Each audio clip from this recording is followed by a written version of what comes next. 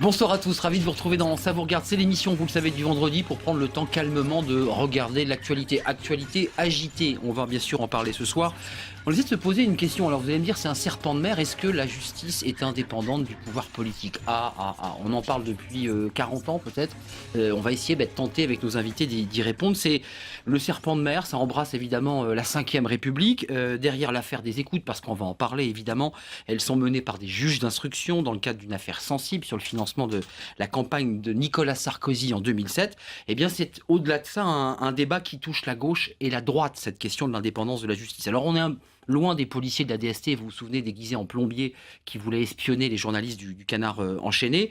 Cette affaire embarrassante pour la droite ont quand même un dénominateur commun, ce sont les écoutes. Ces écoutes réalisées alors par différents moyens, il y a le dictaphone, il y a le téléphone qui est écouté, bref, tous les moyens sont bons pour essayer de savoir ce que va faire l'autre. On va tenter d'en parler. Des écoutes qui sont considérablement améliorées, et on va l'entendre dans quelques instants, grâce à l'évolution des moyens technologiques. Parce qu'évidemment, les choses ont explosé. Il y a de plus en plus d'écoutes. On va en parler. Qu'est-ce qu'on doit retenir de ces affaires et de la manière dont elles embarrassent ce soir encore le pouvoir socialiste, qui, on peut l'imaginer prudemment, a essayé de tirer profit de ces écoutes pour tenter d'espionner Nicolas Sarkozy, qui se prépare, dit-on, comme ça, dans les couloirs, à devenir le prochain candidat à l'élection présidentielle pour 2017. On fait le point parce que c'est à la fois deux sujets, c'est l'indépendance de la justice qui utilise des moyens technologiques excessivement perfectionnés et qui, peut-être, est allé un peu au-delà de ses prérogatives. On fait le point.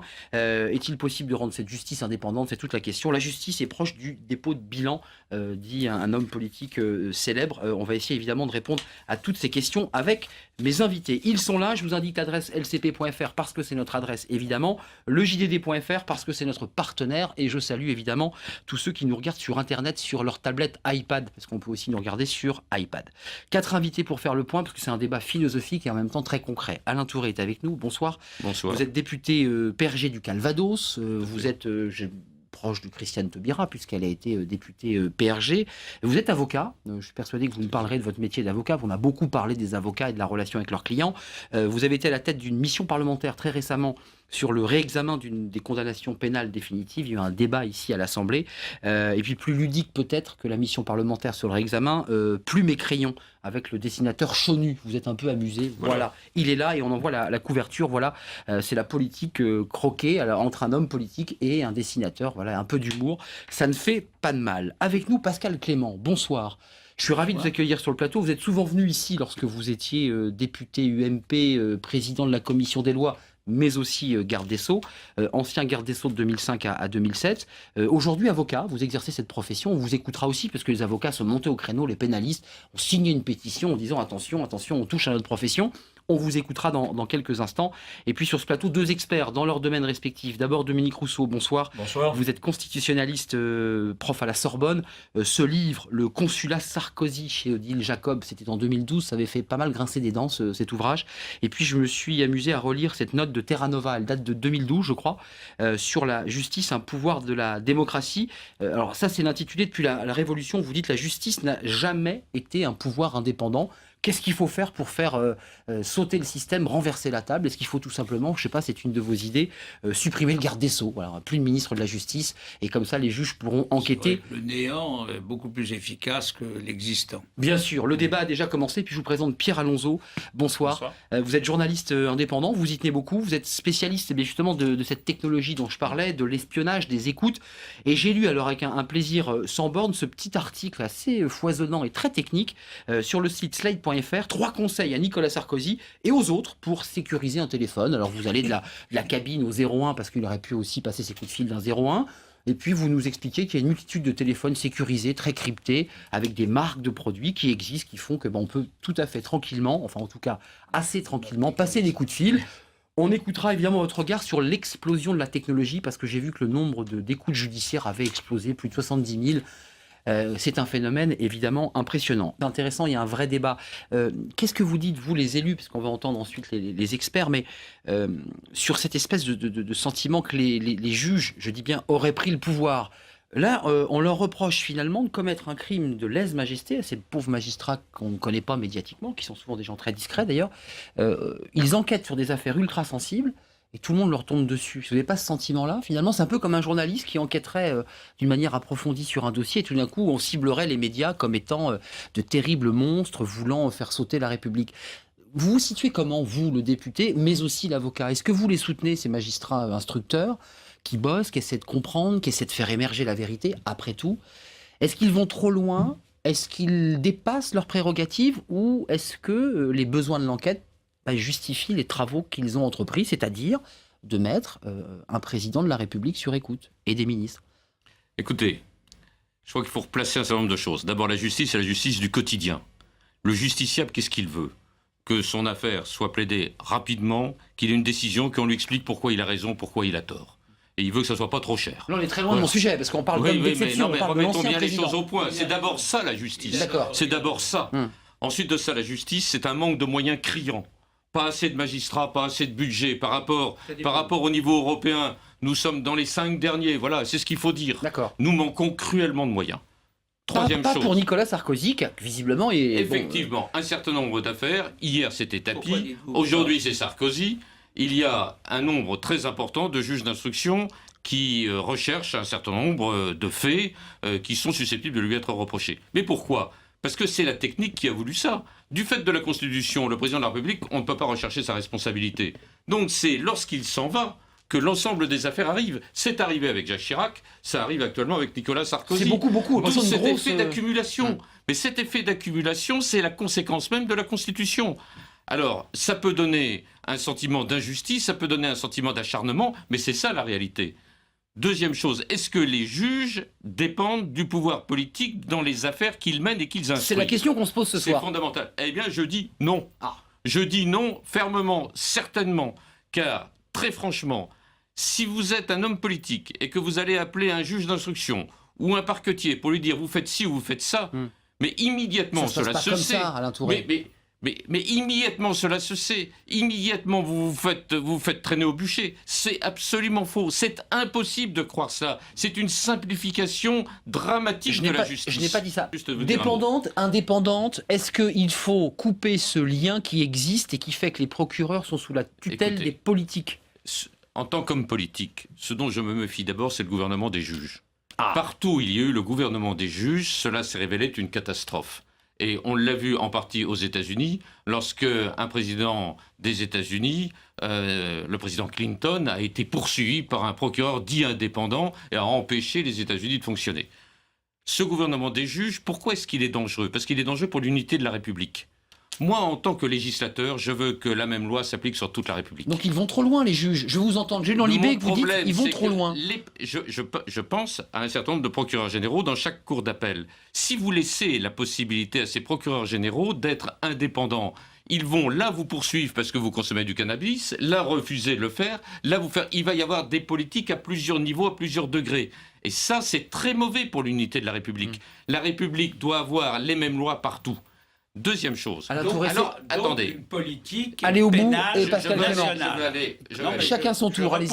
Pourquoi est-ce que je veux un lien entre le garde des Sceaux et les procureurs? Pourquoi est-ce que je veux, à la différence de monsieur le professeur Rousseau? Parce que je pense que le garde des Sceaux doit être au-delà des ministres. Ça doit être le principal de tous les ministres. Il doit avoir sa nomination ratifiée par le Parlement. Il ne doit pas être soumis aux contingences politiques. Cela doit être une personnalité exceptionnelle. Chacun voit bien Robert Badinter ici, Raymond Barre ici, Simone Veil ici. Il doit y avoir un garde des Sceaux qui représente l'unité de la République et qui soit insoupçonnable à partir de ce moment-là. Et étant insoupçonnable, à partir de ce moment, personne ne lui reprochera d'être le chef du parquet. Au risque d'être accusé de verrouiller, de récupérer des informations à des fins politiques, parce que c'est le débat de ce soir. Mais tout cela est totalement faux. Madame Taubira, il ne lui est pas reproché d'avoir donné des ordres. Il ne lui est pas reproché d'avoir fait ceci ou fait cela. Mais il ne lui est reproché d'avoir été maladroit dans une réponse qui lui a été posée. Voilà, c'est tout. Alors, vous vouliez répondre, et je vais m'adresser aux experts et aux gardes des Sceaux et aux députés, mais est-ce qu'on peut élargir comme ça les bras et allonger le filet au point d'aller jusqu'à écouter tout et n'importe quoi? Non mais écoutez, ça vous choque, ça? Ce qui est reproché à l'ancien président de la République, M. Sarkozy, c'est le cœur même de la démocratie qui est atteint, si cela est révélé juste.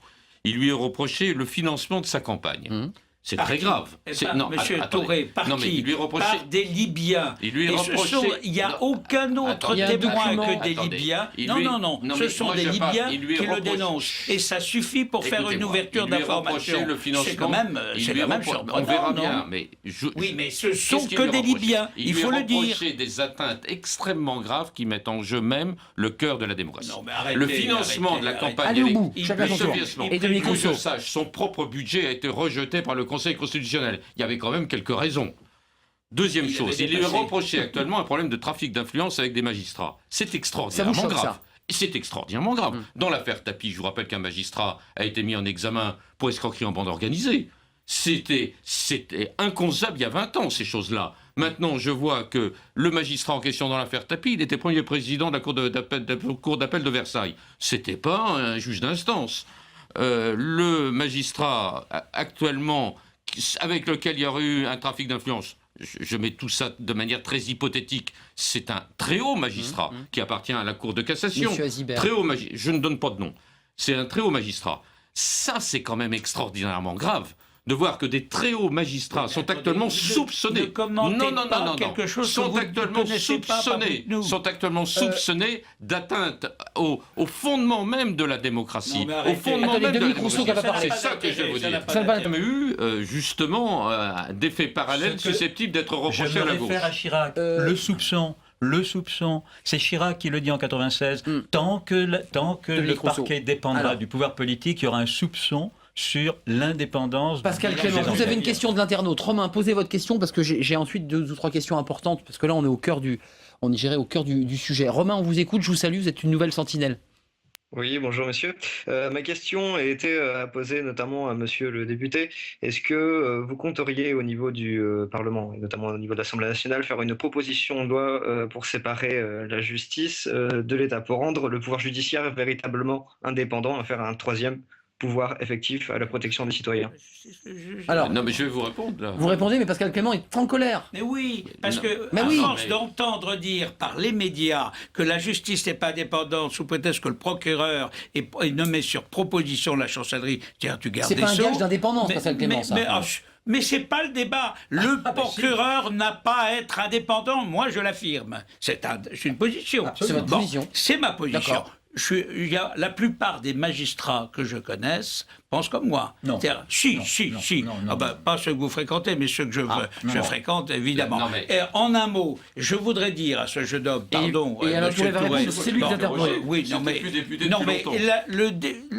l'indépendance du juge du siège, elle est constitutionnelle, c'est déjà fait. D'accord, c'est une réponse. Alain Touré, je peux vous lire cette petite phrase parce que vous allez répondre, mais j'ai lu cette petite note, ça va peut-être faire écho à Pierre Alonso. Il voulait savoir en temps réel comment mon enquête avançait, qui je rencontrais, qui étaient mes informateurs, et il cherchait les moyens d'avoir prise sur moi au cas où. J'ai lu des notes blanches qui ont été rédigées à mon sujet. Mon téléphone était sur écoute. On ne le cachait même pas. À plusieurs reprises, alors que je conversais avec un interlocuteur, j'ai entendu une voix inconnue qui intervenait et participait à notre conversation. C'est juste pour faire le pendant de ce qui se passe aujourd'hui. Qui s'exprimait ça vous dit quelque chose? Le juge Alphen. Le juge Alphen. Vous l'avez vu sur ma feuille.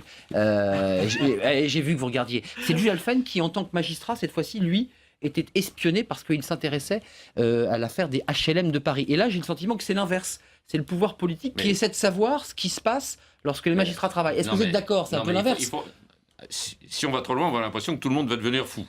Bon, on est quand même entre des gens qui sont sérieux et on est dans un système de droit où tout est susceptible de recours. Il faut bien le dire, ça, tout est susceptible de recours. Et la procédure pénale est extraordinairement protectrice des individus et des mises en examen. Extraordinairement protectrice. C'est d'ailleurs pourquoi, avec de bons avocats, vous pouvez faire traîner, si bien qu'à la fin, la justice ne correspond plus à rien. La justice, elle doit répondre à une question précise dans un temps donné qui ne doit pas être trop éloigné. Deuxième chose, en ce qui concerne les pouvoirs du juge d'instruction dans les problèmes d'écoute. Ça, c'est de la théorie, parce qu'Alphen, il a été écouté, il a divorcé même. Le juge de la liberté et de la détention qui s'exprime. D'accord. Car ça, c'est quelque chose qui me semble être beaucoup plus protecteur, là, cette fois-ci. Le juge d'instruction, comprenons-nous bien, il est juge et partie. Il a un pouvoir énorme. Il a la possibilité, en réalité, de feinter, comme il le veut, de mettre en corner, comme aurait dit quelqu'un, le procureur de la République. Et tout dire, sans tout raconter, sans tout donner. Mais bien sûr, ses pouvoirs sont énormes, sont colossaux. Le seul qui peut avoir un contrôle, c'est le JLD. Pour nos téléspectateurs, c'est le juge de la liberté et de la détention. C'est lui, par exemple, qui va savoir si oui ou non vous devez être mis en détention provisoire ou pas. Quelles vont être les mesures qui vont accompagner une éventuelle remise en liberté avec tel ou tel contrôle. Alain Touré, vous nous dites là sur le plateau que les juges d'instruction ont trop de pouvoir et qu'ils doivent être matinés, je dis que nous contrôlés. avons déjà prévu, législateurs que nous sommes, une séparation entre ce que peut faire le juge d'instruction. Auparavant, nous avons tous dit que la détention provisoire était le moyen le plus raffiné de la torture qui puisse exister, puisque nous savions très bien que le juge d'instruction mettait toujours le marché en main. Tu veux être libre, t'avoues pas, tu restes en prison. Et d'ailleurs, je reproche à la loi Guigou de la loi en 2000 d'obliger que les droits de la défense sont ouverts après la détention. Je reviens en disant que le JLD est le protecteur. Donc c'est le protecteur. Et je pense que non seulement il devrait intervenir, mais qu'il devrait intervenir systématiquement au bout d'un certain délai. Donc, vous nous dites que les juges, là, en ce moment d'instruction, vont un peu loin. Ils devraient être... Je dis qu'il est nécessaire. Et il faut un contrôle. J'ai prévu de m'entretenir avec le président de la Commission des lois pour lui dire ceci. Nous avons une nécessaire mise en garde à faire. Et nous avons une nécessaire prise en considération de ce qui se passe actuellement. Nous ne sortirons pas totalement indemnes de ce qui vient de se passer. Chacun le comprend bien. Nous ne pouvons pas aller comme je viens de le voir, avec ici 8 juges d'instruction, 30 inspecteurs de police et tout, il y a quelque chose qui doit être contrôlé. Ce qui vient de se passer avec Sarkozy. Il doit y avoir quelque chose qui peut contrôler. C'est le juge de la liberté de la détention. Et il faut obligatoirement qu'il soit saisi au bout d'un certain délai. Compris votre position. Chacun comprend bien qu'au bout d'1 mois, 2 mois, 3 mois, 6 mois, c'est trop long. Cela ne rime plus à rien. La vérité que l'on doit rechercher n'existe plus. Alors, on a entendu. Question très simple. On voit bien aujourd'hui dans cette affaire qui touche Christiane Taubira qu'on a le sentiment que les politiques ont essayé d'utiliser les informations des juges d'instruction pour en savoir plus. C'est faux, totalement faux. Non, mais c'est intéressant. Mais vous ne pouvez pas dire ça. Mais j'essaie de comprendre. Écoutez, moi, c'est faux. On ne peut reprocher à Mme Taubira qu'une seule chose. C'est le fait de s'être emmêlé les pinceaux quand on lui a demandé si oui ou non elle avait connaissance d'une note qui lui avait été adressée là-dessus. Ça n'intéressait pas François Hollande, Alain Touré, cette question. Le problème n'est pas là. Le problème est de savoir est-ce qu'elle a, oui ou non, utilisé pour faire pression dans telle ou telle façon. Personne n'en doute, mais personne ne la soupçonne de ça. C'est tout. On lui a reproché de mentir, c'est tout. On lui a reproché de s'être emmêlé les pinceaux. Oui, ça c'est une formule charitable. Quand on est ministre d'un ministère qui porte le nom d'une vertu, c'est ennuyeux que le ministre monte quand même. Non, parce qu'il y a des questions en plus, quand on agite le secret de l'instruction vers la main, c'est quand même c'est d'autant plus, comment dire, absurde d'une certaine manière, que la loi fait obligation au procureur de faire remonter la circulaire du 31 janvier, de faire remonter à la ministre. Donc elle ne pouvait pas dire qu'elle n'avait pas d'informations. C'était légal. Puisque c'est légal. Donc elle n'a pas enfreint la loi. Elle n'a pas enfreint la loi. Moi je suis juriste, après il y a des raisons politiques que j'ignore. Mais sur le plan juridique, elle n'a commis aucune faute. Aucune pression n'a été faite. Aucune pression. À aucun moment le pouvoir. Mais c'est fondamental. Parce que ça serait une faute politique. Ça serait une faute politique. Poser la question de savoir pourquoi a-t-elle menti. Si elle a menti, c'est qu'elle a peut-être quelque chose à cacher. Si le garde des Sceaux avait utilisé son pouvoir à un moment donné pour entraver en quoi que ce soit la carrière de M. Sarkozy, ça serait une faute majeure. Rien de cela ne lui est reproché.